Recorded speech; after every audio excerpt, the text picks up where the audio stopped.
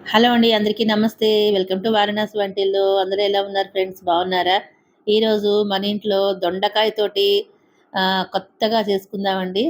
వెరైటీగా చేసుకుందాము. నేనెప్పుడు చేయలేదు. ఫస్ట్ టైమ్ చేస్తున్నాను. ఇవాళ తరిగే ఓపిక లేదు. అలానే తొందరగా కూడా చేయాలి వంట. టైం లేదు. తరిగే ఓపిక లేదు. అందుకని ఇలాగా ఒక ఆలోచన వచ్చిందనమాట. ఇలా చాపర్ ఉంది గదా! దీంట్లో వేసేద్దామని చెప్పి చాపర్‌లో వేసేసుకున్నాననమాట. చూసారా సన్నగా చక్కగా పొట్టులాగా వచ్చింది. దీంతో ఇప్పుడు మనం కూర చేసుకుందామండి. చాలా బావుంటుంది.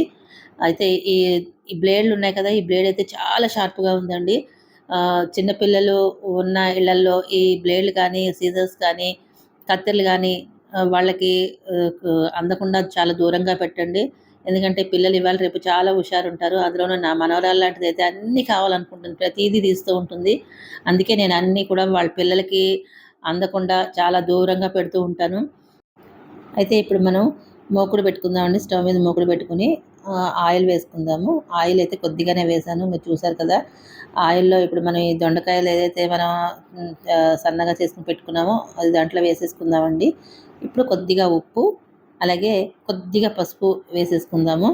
వేసుకొని ఇవన్నీ కలిసేటట్టుగా చక్కగా ఇలా కలిపేసుకోవాలనమాట.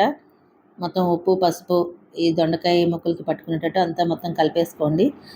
ఈ పక్కన కూడా నేను రైసు కడిగేసుకొని పెట్టుకున్నాననమాట. అదేమో అలా ఉడుకుతోంది. కలిపేసుకున్న తర్వాత మూత పెట్టేసుకోండి దీని మీద.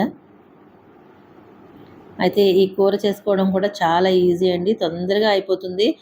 ఫాస్ట్‌గా చేసుకోవాలనుకుంటే ఈ చాపర్‌లో వేసేసుకొని చేసేసుకుంటే తొందరగా అయిపోతుంది. మామూలుగా అయితే దొండకాయ చేయడం అరగంట పైన పడుతుందండి. రౌండ్‌గా చక్రాల్లా తరుక్కున్నా సరే, లేదంటే ముక్కలుగా కట్ చిన్న చిన్న ముక్కలుగా అయినా సరే, పెద్ద ముక్కలుగా అయినా సరే దొండకాయ చేయడం అంటే ఒక అర్ధగంట పైనే పడుతుంది. ఆయిల్ కూడా ఎక్కువ పడుతుంది. ఈ మధ్యన వచ్చే దొండకాయలు అస్సలు ఉడకట్లేదండి. కుక్కర్‌లో పెట్టినా కూడా ఉడకట్లేదనమాట. అంత సతాయిస్తున్నాయి ఆ దొండకాయలు. అయితే ఫ్రిడ్జ్‌లోంచి తీసిన వెంటనే ఎప్పుడూ చేసుకోకూడదండి. ఈ దొండకాయలు అస్సలు చేసుకోకూడదు. ఎందుకంటే ఇది ఉడకదు, ఎంతకి ఉడకదనమాట. అందుకని ఏ కూరైనా సరే ఫ్రిడ్జ్‌లోంచి తీసిన తర్వాత ఒక గంట సేపు బయట పెట్టుకున్న తర్వాత మాత్రమే చేసుకోవాలి. అప్పుడే మనకి తొందరగా ఉడుకుతాయనమాట. ఇలా చాపర్‌లో వేసేసుకున్నది చాలా తొందరగా అయిపోయిందండి. ఒక 10 నిమిషాలంటే 10 నిమిషాల్లోనే మనకు కూర రెడీ అయిపోతుందనమాట. ఈ స్టవ్ మీద రైస్ పెట్టుకున్నాను కదా! ఇవతల దాని మీద అదైతే అయిపోయింది రైస్ అయితేను. ఆహ్, ఒకసారి మళ్ళీ ఈ కూరని మీద మూత తీసి చూద్దామండి. ఇది మూత తీసుకొని చూసుకుంటూ ఉండాలండి. ఎందుకంటే 2, 3 నిమిషాలకు ఒకసారి చూసుకుంటూ ఉండాలి. చాలా సన్నగా ఉంది కదా! అందుకని మాడిపోతుంది. తొందరగా మాడిపోతుంది. ఇదిగోండి కొద్దిగా ఆయిల్ తక్కువగా ఉందని చెప్పి ఒక స్పూన్ ఆయిల్ కూడా వేసుకున్నాను నేను. వేసుకొని ఒక్కసారి ఇలాగా కలిపేసుకుందాము. ఇది అట్లకాడకి ఊరికే అంటుకుపోతుంది. అది పొట్టులా ఉంది కదా! అందుకని అంటుకుపోతుందనమాట. మళ్ళీ మూత పెట్టేసుకున్నాను. మళ్ళా కూడా ఒకసారి తీసి చూద్దామండి. ఇట్లా చూసేసుకోండి. ఎందుకంటే ఇది కొంచెం పొడి పొడిగానే ఉంటుందండి కూర అనేది.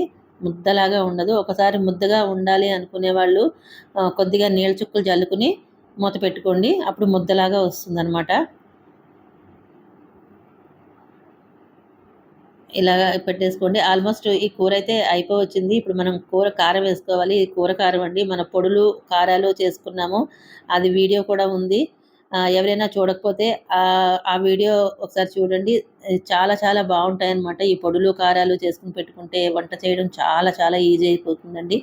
చూసారా ఇప్పుడసల ఈ ఈ కూరలో ఈ పొడి వేసేసుకోవడమే అండి. అన్ని రకాల పప్పులు ఉన్నాయి ఇందులోని. చాలా హెల్తీగా కూడా చేసుకున్నాం అనమాట. అదే ఒక్కసారి ఎవరైనా చూడకపోతే ఛానల్లోకెళ్ళి పొడులు, కారాలు వీడియో చూడండి.